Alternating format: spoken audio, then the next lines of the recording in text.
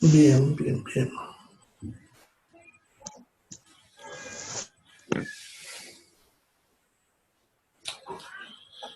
Bueno, ya estamos de vuelta. Entonces, como les mencionaba, los efectos adversos no siempre se producen. En la mayoría no va a pasar, ¿ya? Entonces, eso es importante comprenderlo, porque a veces cuando ven drogas con muchos efectos adversos, entonces de por sí ya suelen pensar que todo eso va a producir, cuando en realidad no es así, ¿ya? Como decía, hay efectos que son más frecuentes que otros. Entonces, cuando yo hable de cada droga, les voy a mencionar de lo que es más frecuente, ¿no? Lo raro, no sé, pero sin embargo, les voy a aclarar, por ejemplo, su significado, ¿no? Porque algunos son palabras que por primera vez ustedes van a ver. Entonces, para que entiendan más o menos de qué se trata, ¿ya? Entonces, en este caso, en esta familia, es muy frecuente que produzcan gastritis y úlcera gástrica. Más frecuente, gastritis. Por dos motivos. Uno, por lo que les decía, que tienen ese efecto a nivel de estómago de bloquear la misma molécula que controla la producción del ácido clorhídrico, ¿ya? Entonces produce mayor cantidad de ácido clorhídrico en el estómago. Y el segundo motivo es que de por sí la molécula es ácida, por eso se llama ácido acetilsalicílico, o sea, son ácidos. ¿Ya? Entonces eso empeoraría la acidez a nivel estomacal, no dejando que cure la gastritis o la úlcera o produciéndola. ¿Ya? Bien, de todas maneras eso, como es lo de la gastritis, lo voy a hablar cuando hablemos de drogas para esto. Bien, puede producir hemorragias por el mecanismo que hemos hablado, al evitar que el coágulo se estabilice. No es frecuente, pero sí puede pasar en personas que tienen de repente sensibilidad de alguna manera o personas que tengan ya un trastorno de coagulación de base. ¿Ya? El tinnitus es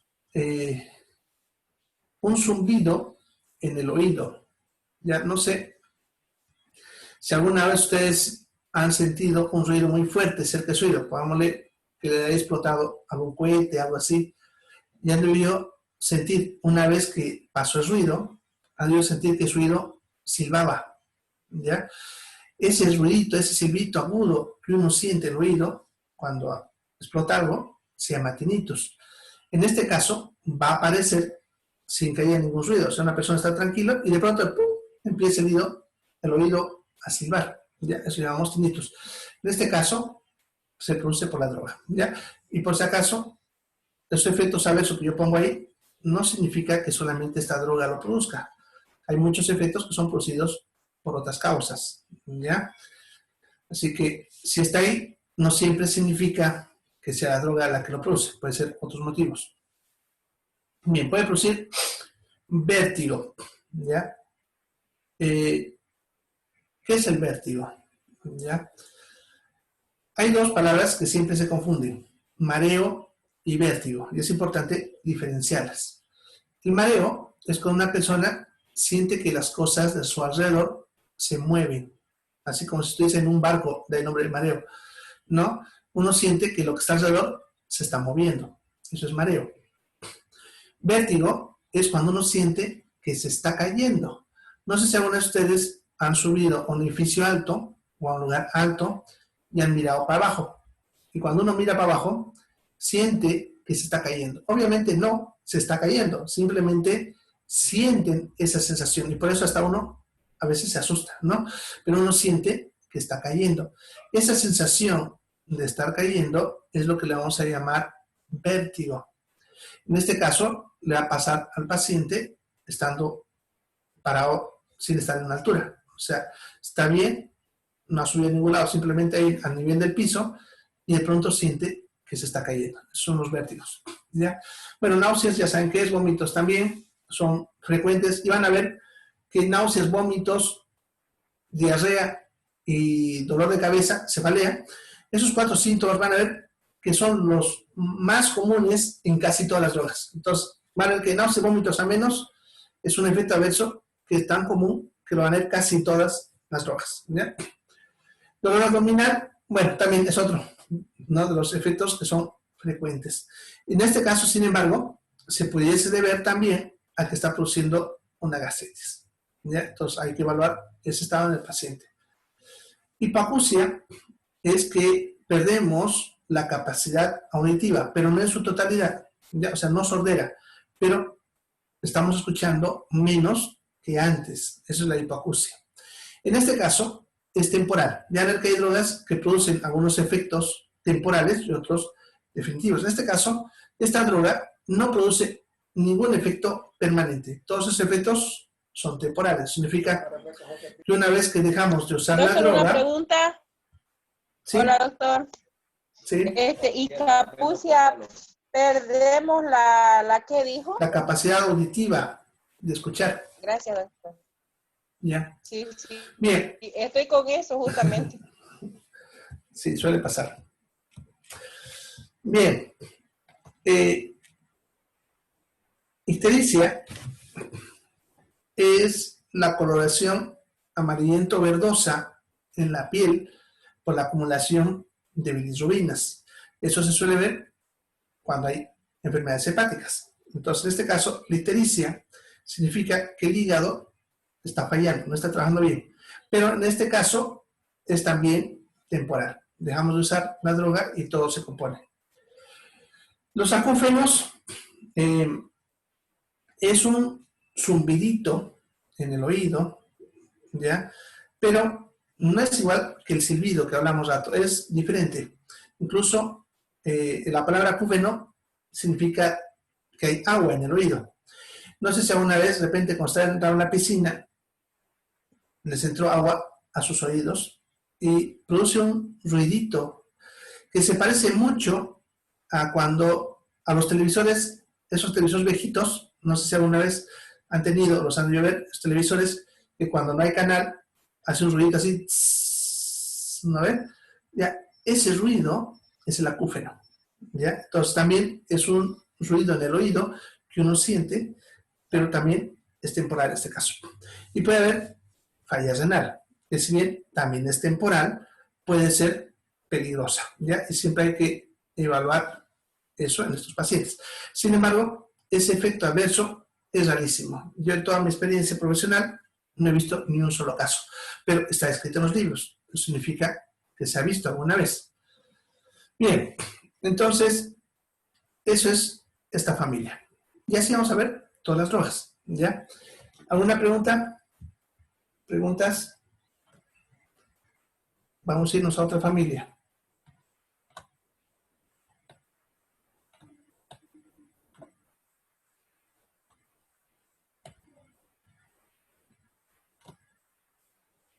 Bien, entonces vamos a ver ahora los derivados indolacéticos.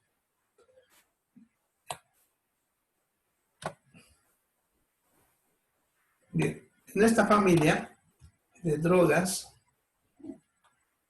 tendríamos a la indometacina. Ya es uno de los más conocidos de esta familia. ¿Ya? También están viendo, está el solindaco, la semetacina y la oxametacina, pero esos tres lo usamos, pero no muy frecuente. ¿Ya? Más usamos la indometacina. Ahora, la indometacina, como droga de esta familia, es analgésica, pero principalmente su efecto es antiinflamatorio. ¿Ya? O sea, lo que es mejor de esta familia es que son buenos antiinflamatorios. ¿Ya? También son analgésicos y por si acaso también son antipiréticos, ya se ha dicho. O sea, también pueden bajar la fiebre, pero no son tan buenos como otros, por eso no está ahí. Sin embargo, en caso de que fuese la única droga que tuviese a mano, lo pudiésemos dar. ¿Ya? Ahora, la indometacina, si bien es antiinflamatorio, bueno, hay otros mejores. Ya como vamos a ver más adelante, por ejemplo, diclofenaco es mucho mejor antiinflamatorio que la indometacina. Sin embargo, una de sus principales ventajas de la indometacina es su costo. Es bien barato en cuanto a su producción. Por eso es una droga que puede ser barata para conseguirla. Ahora, por ejemplo, las cajas, no sé si alguna vez se han ido a tener la caja, ¿ya? Van a ver que te dan indometacina para todo casi, ¿no? Y no es que sea una burla, pero es cierto. Lo que pasa es que, como es caja, va a comprar productos de menor costo. Entonces, a darle diclofenaco, que es más caro, va a preferir darle indometacina. ¿Ya? Entonces, porque es más barato. Por eso, si aún es, cuando les digo, han ido a la caja, van a ver que te dan indometacina, ¿no? Bueno, no es que tampoco sea malo, simplemente que hay mejores, ¿ya? Ahora, ese efecto antiinflamatorio justamente es el que han visto que se ha estado también usando en eso del COVID, porque uno de los problemas del COVID es que produce algo que se llama la tormenta de citoquinas, que es justamente cuando se liberan esas sustancias inflamatorias que estábamos mencionando, que estas drogas bloquean. Entonces, se puede usar cualquier otro. Podemos usar paracetamol, diclofenaco y otros de esta familia que vamos a ver. ¿Pero por qué hablan de la indometacina? Por lo mismo que hemos hablado, porque es barato. ¿Ya? Así que no es la droga milagrosa, como algunos se tratan de decir, simplemente es porque es más económico. ¿Ya? Bien. Ahora, como antirreumático, es porque esta droga se puede usar por largos periodos de tiempo. Incluso viene en presentación de supositorios, ¿ya? Tanto para niños como para adultos. Pero en este caso, vienen supositorios para adulto. ¿Y por qué supositorios para adulto? Lo que pasa es que hay pacientes principalmente son ya de la tercera edad o personas mayores, que por algún motivo no pueden consumir ninguna de estas drogas por vía oral, porque tengan gastritis, úlceras, etc. ¿Ya? Entonces, en esos casos, podemos usar supositorio. Y este es uno de los que viene en esa presentación. ¿Ya? El detalle está que no todas las drogas se pueden producir en las formas farmacéuticas. ¿Ya? Por eso van a ver que, por ejemplo, paracetamol no hay inyectable, porque no funciona así. Y lo mismo sería este caso. Algunos no funcionan como supositorio. Este es uno de los que sí funciona y tiene muy buen efecto por esta vía. ¿Ya? Y se lo puede usar de forma prolongada. Entonces, por eso está como antirreumático. ¿Ya? Bien, entonces, para eso usaríamos. Contraindicaciones. ¿En qué caso no usaríamos estas drogas? ¿Ya? No usaríamos en pacientes que tienen asma. Ya se ha visto que algunas de las drogas de esta familia pueden desencadenar crisis asmáticas, pero en los pacientes que ya son asmáticos, por si acaso, no produce asma, sino que un paciente que ya es asmático puede iniciar una crisis después de tomar una de estas drogas. Entonces, por ese motivo, está contraindicado en asma. Gastritis úlcera gástrica, por lo que ya hemos hablado, que puede producir a nivel estomacal. En cuanto al embarazo, aquí hay algo interesante. Sucede que cuando estamos dentro del útero, tenemos una arteria que se llama conducto arterioso, que conecta a la aorta con la arteria pulmonar. Este conducto arterioso está abierto mientras vivimos dentro del útero. Es necesario que sea así. Pero en el momento que nacemos, este conducto arterioso se tiene que cerrar para que la circulación empiece a ser de forma normal, como cuando estamos respirando. Porque por si acaso, cuando estamos dentro del útero, la circulación justamente es diferente porque nos respiramos, ¿no? ¿Ya? Entonces, al momento de nacer y empezar a respirar, ese conducto que os menciono tiene que cerrarse, ya que no tiene que haber comunicación entre la aorta y la pulmonar. ¿Ya?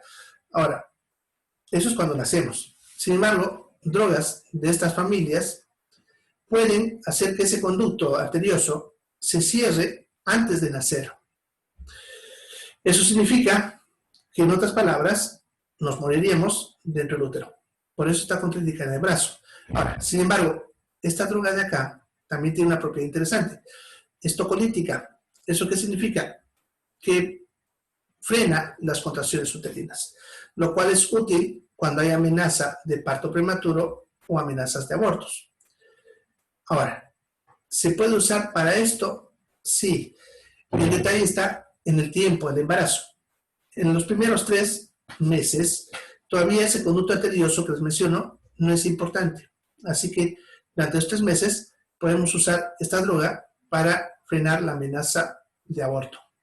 Pero en los últimos 3 meses no podemos usarlo porque el conducto arterioso ahí es importante, ¿ya? Y por lo tanto ya no se puede usar para la amenaza de parto prematuro, ¿ya? Pero sí lo usaremos. Entonces, esa contraindicación de embarazo dependerá de la circunstancia, ¿ya? Por eso les aclaro, porque van a ver que a veces nosotros médicos, si bien está en la contraindicación, lo vamos a usar en ciertas características, perdón, en ciertas circunstancias, ¿ya? Bueno, en cuanto a la lactancia, eso es relativo, ¿ya? ¿Por qué no se usa la lactancia? Porque va a pasar a través de la leche al niño. Y bueno, en el caso del niño, puede hacer que le dé gastritis o úlcera, porque por si acaso, las gastritis o úlceras puede dar a cualquier edad, no es solamente los viejos, ¿ya? Entonces, pudiese proceder. Sin embargo, es relativo porque muchas veces se va a preferir que el niño siga lactando y la madre consuma la droga y se vigilará simplemente de cerca al niño. Eso depende de las circunstancias, ¿ya? Bien, en cuanto a los efectos adversos, bueno, como todos los de esta familia, ya saben, producen gastritis úlcera gástrica, entonces siempre van a estar ahí. Náuseas, vómitos, dolor abdominal, ya has dicho que son frecuentes. La dispepsia es lo que comúnmente nosotros le decimos indigestión, ¿ya? Es cuando tenemos una sensación de acidez, hinchazón en el estómago, a veces sensación de ardor o dolor. Todos les había pasado una vez, de repente comieron mucho, abusaron, ¿no? A veces cuando uno abusa o después de beber bebidas alcohólicas al día siguiente, uno tiene esa sensación. Eso es la dispepsia. No es gastritis, aunque tenga los mismos síntomas. La diferencia es que el gastritis es continua, o sea, todo el tiempo está el paciente. En cambio, esto estamos hablando de algo ocasional que nos pasa cuando nosotros exageramos nuestra comida o consumimos algo que pueda generar esto, como el alcohol. ¿Ya? Entonces, esta droga también puede producir ese efecto. ¿Ya? Bien, la diarrea, bueno, es un efecto, también les he dicho, frecuente. ¿Ya? Constipación, que es estreñimiento. Ahora, mire, a veces me preguntan que esto es contradictorio. No lo es. A algunas personas les puede producir diarrea y a otras les puede producir constipación. No pasa que los dos al mismo tiempo. Por eso decía, no todos esos efectos se ven siempre. Y es como lo que les mencionaba del café, que a la mayoría los despierta, pero a algunos les hace sueño. ¿No? Lo mismo es acá. Bueno, falla renal, rara vez. Tinnitus, el zumbido del oído, también no es frecuente con esta droga. Palpitaciones, eso es el sentir el corazón latiendo en el pecho. Eso realmente se suele ver cuando nuestra presión se ha subido o cuando el corazón está latiendo muy rápido. ¿Ya? Bien, luego tenemos anemia, hipertensión arterial, hipotensión arterial, que eso es que se sube la presión o pueda que se baje. Y parkinsonismo, que es cuando la persona tiene síntomas parecidos al Parkinson, pero no es Parkinson, ¿ya? El Parkinson es una enfermedad crónica debido a la degeneración de una parte del cerebro, en la cual la persona suele tener generalmente temblores finos, movimiento lento y torpe. En este caso, la droga va a producir exactamente eso mismo, ¿ya? O sea, el paciente va a tener temblores, va a tener movimiento lento y torpe, pero es temporal, ya que una vez deja de consumir la droga, desaparecen estos síntomas. Entonces, a eso le llamamos parkinsonismo, cuando aparecen los síntomas del Parkinson, pero no es que tenga Parkinson, simplemente son efectos adversos.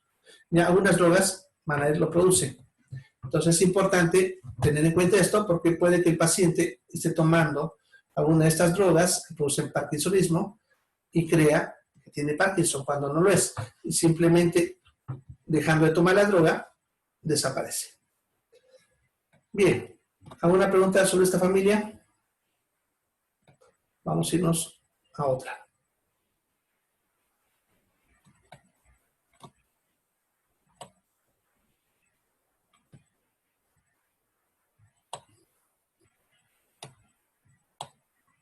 Doctor, todas estas son antiinflamatorios, ¿no ven? Sí, hoy día estamos viendo puro antiinflamatorio.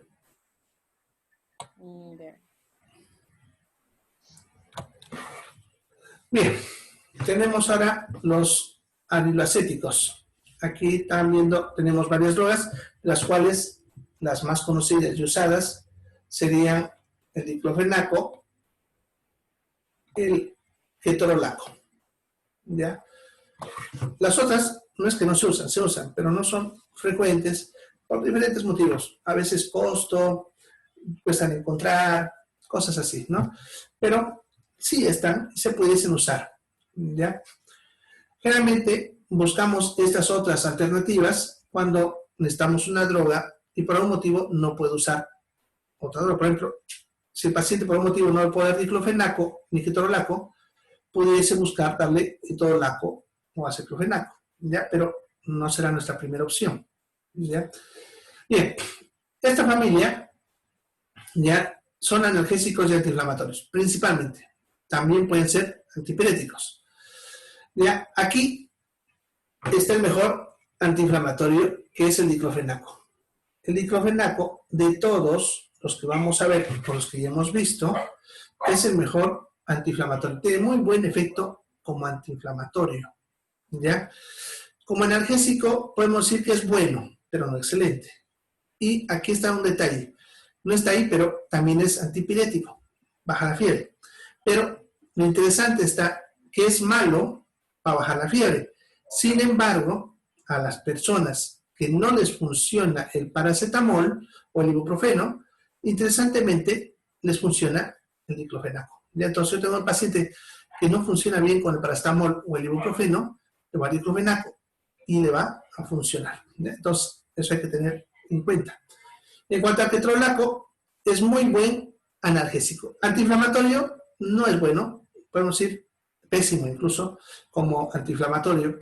Y como antipirético, ni siquiera va a ser un KIU, como decimos, o sea, no va a bajar para nada la fiebre.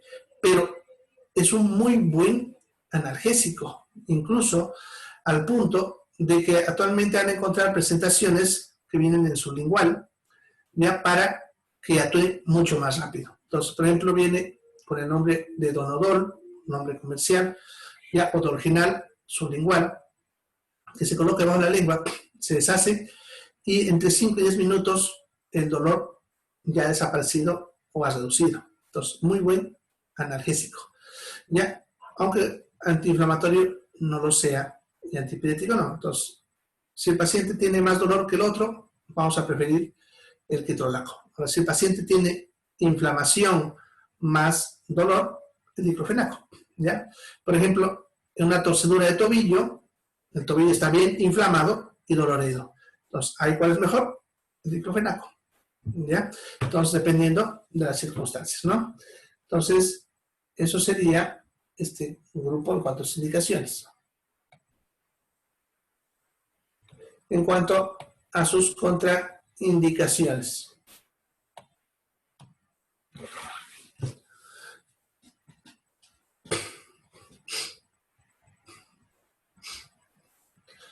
Bien, en cuanto a sus contraindicaciones,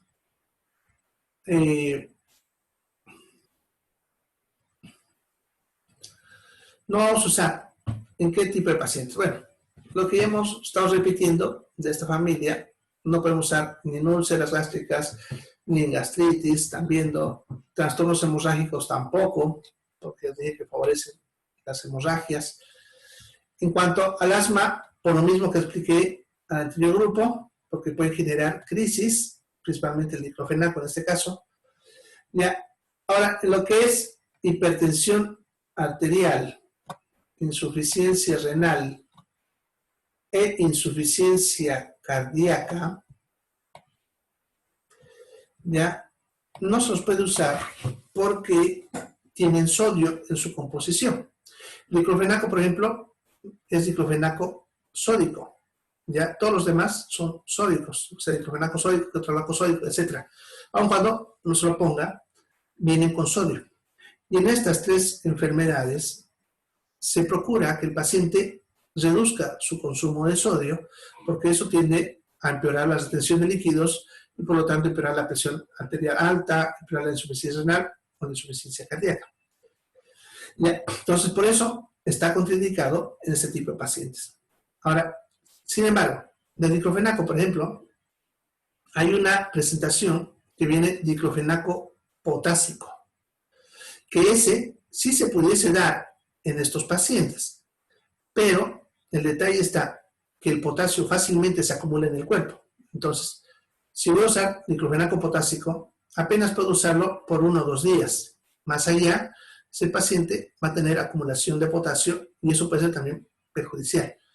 ¿Ya? Entonces, el diclofenaco potásico solamente lo uso por corto periodo de tiempo y en pacientes de este grupo que hemos hablado que tengan hipertensión arterial, insuficiencia renal o insuficiencia cardíaca. Mientras tanto, deberé buscar otra alternativa.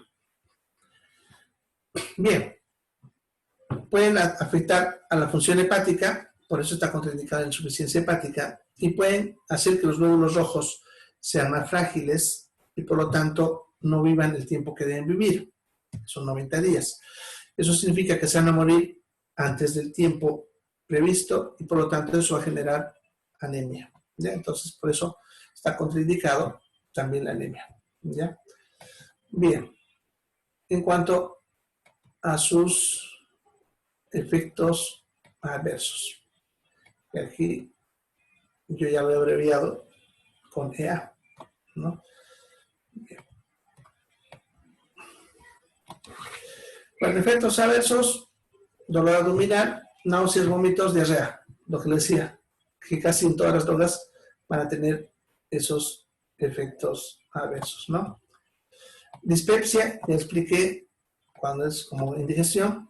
Flatulencias, eso que es que se llenan gases en lo que es el tubo digestivo, y entonces el paciente va a estar todo el tiempo botando gases tanto por arriba como por abajo, ¿ya? Pedos y eructos, ¿no? Entonces está todo el tiempo con eso, eso le llamamos flatulencias. Anorexia, y aquí es importante aclarar este término, siempre genera confusión. La palabra anorexia simplemente significa pérdida de apetito. ¿Y por qué genera confusión? Porque de repente todos ustedes han escuchado hablar de esa palabra, y han escuchado hablar que son personas que se ven gordas y que no quieren comer y que están vomitando y que alcanzan flacura extrema, ¿ya? Porque creen que su cuerpo es gordo, ¿no? Eso se llama anorexia nerviosa, ¿ya? Y por eso es importante hacer esa aclaración. Anorexia nerviosa, entonces están viendo, es un trastorno mental en el cual la persona cree que su cuerpo es más gordo de lo que es en la realidad y por lo tanto no quiere comer para mantenerse flaca. Eso es la anorexia nerviosa. Pero cuando solamente la palabra está así como acá, anorexia sueltita, simplemente significa pérdida de apetito. Así como cuando ustedes, por ejemplo, van, pongámosle, de parranda toda una noche y al día siguiente no quieren comer nada. Eso es anorexia, no tienen apetito. ¿Ya? Y es simplemente ese síntoma lo que es anorexia. En el caso de esta droga, el paciente va a estar sin ganas de comer, ¿ya? Lo cual hay que tomar en cuenta principalmente en niños pequeños o en personas que necesitan comer, ¿no? Por ejemplo, mujeres que están dando de lactar, personas de la tercera edad, etc. ¿Ya? Bien, pueden producir dolor de cabeza, mareo, que ya se expliqué, insomnio, que es no poder dormir, ¿no? Pueden estar desorientados. Eso significa confundidos. Este efecto adverso es raro, sin embargo puede pasar. Yo he visto unos cuantos pacientes que les pasa esto. No es peligroso, pero obviamente bastante incómodo. Y por lo tanto, cuando está pasando esto, es mejor cambiarle a otra droga, ¿ya? Algunos se pueden tornar irritables, pueden entrar en estado de depresión, que la depresión es tristeza extrema, con sentimientos de muerte, y eso hay que tenerlo en cuenta en pacientes que ya de por sí tienen depresión de base. ¿Ya? Ansiedad, que eso es una sensación de temor asociado a manifestaciones físicas como taquicardia, palidez, frialdad, sudoración. ¿Ya? También no es peligroso, pero es incómodo y también nos hará que tengamos que cambiarlo. Algunos ya se pueden presentar pesadillas, temblores, tinnitus, que ya saben que es el silbito del oído, alteración del gusto. Ya, ellos suelen mencionar que se les pierde el sabor. ¿Ya? Y esto, por si acaso, es algo que en estos días del COVID, ustedes saben que uno de los síntomas es la pérdida del sabor. Y aquí hay un detalle interesante. Muchas personas han estado tomando drogas supuestamente para prevenir. Digo supuestamente porque no deberían tomarlo, ¿no? Porque con las noticias que han ido a estar viendo, la gente pues a veces ve que sale algo y métale a tomar sin sentido. Entonces, muchas personas han estado teniendo como efecto adverso esa pérdida del gusto, que no solamente es con otras drogas, sino con otras también. Y entonces han creído que estaban con la enfermedad del COVID, cuando simplemente era el efecto de la droga, que una vez dejado de consumir, desaparece. Y eso está claro porque he tenido varios casos, incluso un paciente que estaba ya 3 semanas sin gusto, y él decía, ¿por qué no desaparece si la enfermedad dura apenas 2 semanas? Cuando averiguamos bien, es porque estaba tomando una droga que hacía esto. Y entonces hay que tener ese efecto en cuenta. No es peligroso, pero obviamente se dan cuenta, puede ser incómodo, y en este caso puede generar confusión en el diagnóstico. ¿Ya?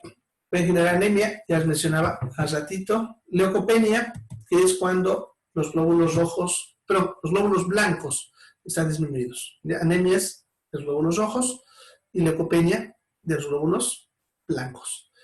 Falla renal y falla hepática. Este efecto, ambos son raros y se suele ver en personas que han consumido estas drogas por mucho tiempo, ¿ya? O sea, personas que por algún motivo se han automedicado y han estado tomando bastante, estamos hablando de semanas o meses incluso, ¿ya? Pero a pesar de eso, no es frecuente verlo, pero puede pasar. Bien. ¿Alguna pregunta? ¿Preguntas?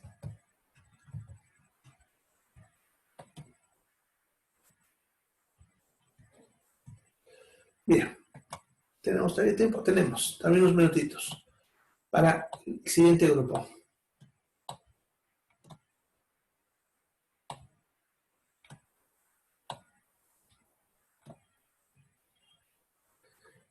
Bien, entonces tenemos los fenematos, que es otro grupo. Realmente estos nombres que están viendo de cada grupo es en base a su estructura química, así que no interesa mucho más que para clasificación, ¿ya? Ya a los químicos les interesa más eso, así que nosotros solamente vemos por grupo como nombre y vemos las drogas que pertenecen a eso. En este caso están viendo, tenemos el ácido mefenámico, flufenámico, ácido meclofenámico y entofenamato, de los cuales el que más vamos a usar tal vez es el tenofenamato. Sin embargo, de esta familia lo usamos muy pocos. Eso debido a que si bien son analgésicos y antiinflamatorios, su efecto es muy pobre, o sea, no son tan efectivos. Sin embargo, como antiinflamatorio, sí pueden usarse en algunas circunstancias, principalmente en pacientes que por algún motivo no podemos usar alguna de las otras drogas que hemos estado viendo. ¿Ya? Bien, en cuanto a sus contraindicaciones, bueno, las mismas siempre, úlcera gástrica, gastritis, ¿no? Embarazo, por el motivo que les conté, ya cuando hablamos de la indometacina, que puede producir cierre prematuro del conducto arterioso, la lactancia, por el mismo efecto que pasa por la leche al niño, y en menores de 2 años. Y en este caso, lo de menores de 2 años, es simplemente porque no hay un estudio que nos diga cómo se usa en niños menores de 2 años. ¿Vale? Cuando hay edades ahí, en las contraindicaciones, la mayoría de las veces se suele deber a que esa droga todavía no se ha probado de alguna manera en menores de esa edad. ¿Ya? Cuando sale una droga, primero se prueba en adultos y de ahí se va bajando, ¿no? 14 años, 12 años, así. Entonces, ustedes ven una edad, es porque todavía no se ha probado en esa edad. Y en algunos casos es porque ya se ha visto que puede producir a un efecto, así como lo que hablamos del ácido acetilsalicílico en menos de 5 años. ¿Ya? En este caso, sus efectos adversos, como pueden ver, son muy pocos, no son frecuentes, por lo tanto, son más seguros que otras drogas, pero el problema es que su efecto no es tan bueno, ¿ya? Entonces pueden producir diarreas, erupciones cutáneas, aparecen ronchitas en todo el cuerpo, no es alergia, pero se puede confundir, obviamente, y algunos pueden presentar sangrado rectal, significa que pueden defecar botando sangre, ¿ya? Entonces tal vez es el efecto adverso que más incomoda de esta droga y por eso tal vez también no se usa muy frecuentemente. Bien, entonces ahí quedaremos por ahí, nos falta todavía de este tema un poquito, ya vamos a empezar farmacología del aparato digestivo, ¿ya? Entonces nos vemos mañana, ¿ya? Porque estamos a segundos. Ya, cualquier preguntita, si les quedó alguna duda, mañana entren, me escriben al chat o me la hacen, así vamos a responder eso. ¿Ya? Bueno, como han visto, es un poco pesadito, así que vayan estudiando, no esperen al último. Bien.